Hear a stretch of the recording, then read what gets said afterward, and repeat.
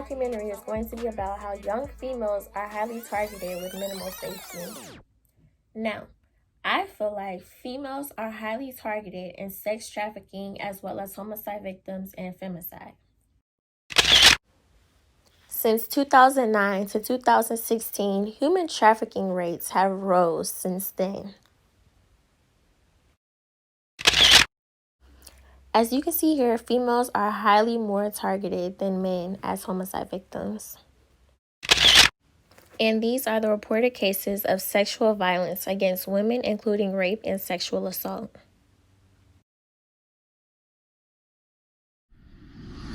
My name is Whitney, and I am 23 years old. I am a recent graduate of Kennesaw State University with a Bachelor's of Science in Political Science. Right now, I work from home for Home Depot as an administrative support specialist. Hi, I'm Mariah Brooks. I go to Peachtree Ridge High School, and I'm 18 years old. Do you feel like you are protected when you go out alone? Why or why not?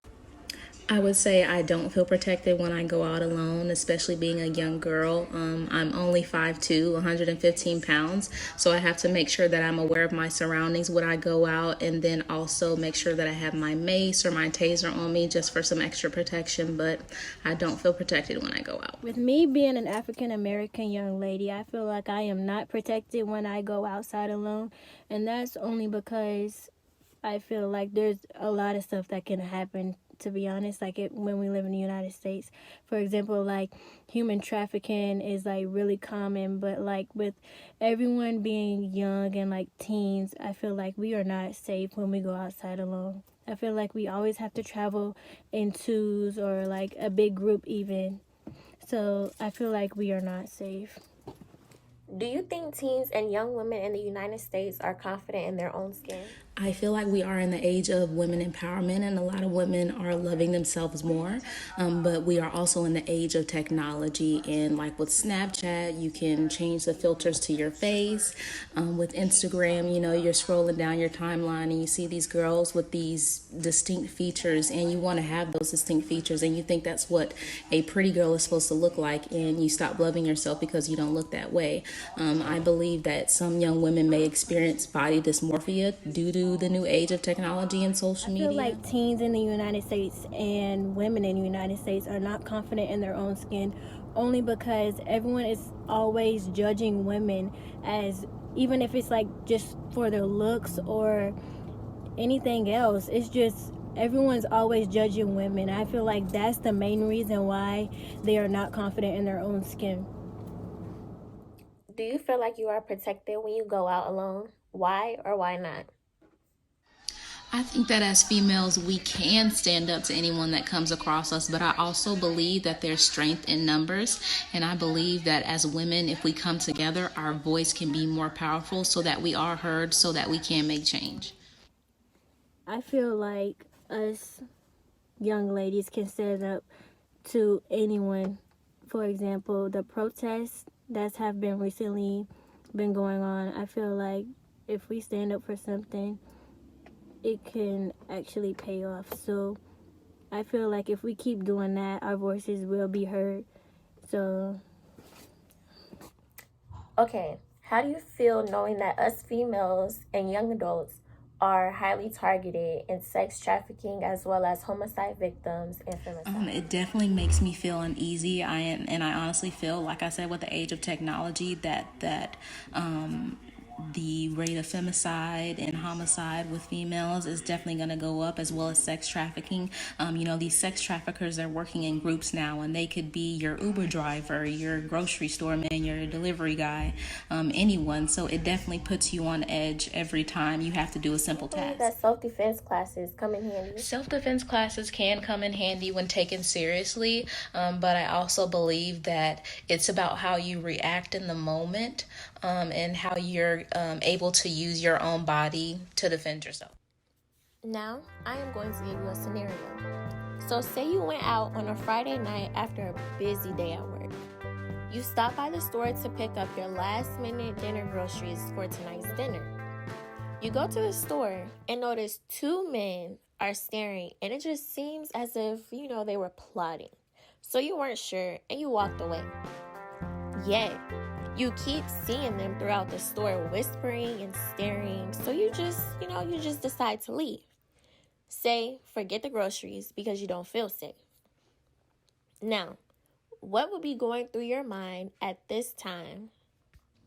At that point, what would be going through my head is I would feel a lot of anxiety, like, why are these guys following me? What are they talking about? What do they plan on doing? And at that point, I would drop the groceries and go back to my car. But I would also think, okay, I need to call somebody and let them know where I am, let them know what I think is going on, who I'm being followed by. So just in case something does happen and I'm not able to defend myself quickly, they have that information. So you start to head to your car. You're walking with a purpose. Your keys are already in your hand, so all you have to do is get directly into the car. As you are walking to your car, you notice the men who are chuckling in the store just so happens to be parked in the spot next to you, still staring. What would be going through your mind now? Now I would definitely be more anxious and more inclined to call maybe a family member or a close friend that would be nearby, just so they know what's going on. But I would also be very aware of my surroundings. If I can't get to my car and get in without them trying to get in, can I go back into the store? Can I go over to this nearest store? Or can I reach out to this stranger that's leaving the store right behind me? I'm looking for any and all options to just make sure that I stay safe. Now, as soon as you get into the car, the men start to harass you. What are you going to do now? At this point, since I'm in my car, I would go ahead and secure all of my locks on my doors, make sure all of the windows are up. And from there, I would definitely go ahead and contact like a close family member or a close friend, just so they have some updates on what's going on. But I would definitely go ahead and crank up and try to get away. Now, let me ask you this. Would you have felt safer if you had a legalized license to show that you were eligible of carrying a self-defense weapon other than mace, pepper spray, or a taser? I think I would feel a little bit more comfortable going out, like let's say if I had another weapon besides my mace or taser. But like with the self-defense classes, using those type of weapons when you really need to in the act, it takes practice and things like that. So I feel like I would feel a lot safer if I had practice with another weapon. How would a self-defense class benefit you besides in this context? Will it boost your self-esteem, your self-confidence? So I definitely feel like young women taking self-defense classes is beneficial. I would recommend it. I have taken a couple myself, but I would definitely say that most self-defense classes you think are about the physical aspects, but it's also about your mentality in those situations as well. So they do teach you physical ways, if an attacker or a stranger is approaching you, how to deal with that, but also being aware of your surroundings, be aware of other things that you can use in those situations to protect yourself if you are alone or with a group of your girls. What message would you give to the teenagers and young adults after this interview?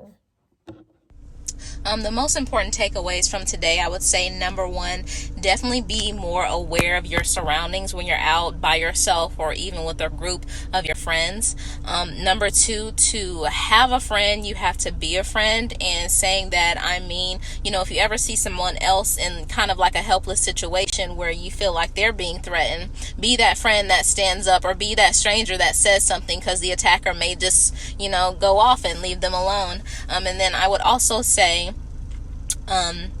be more conscious of how you would react in situations where you are being threatened, because that next move, it could be a thin line between you being taken away by them or you going home to your family. So definitely just be more conscious.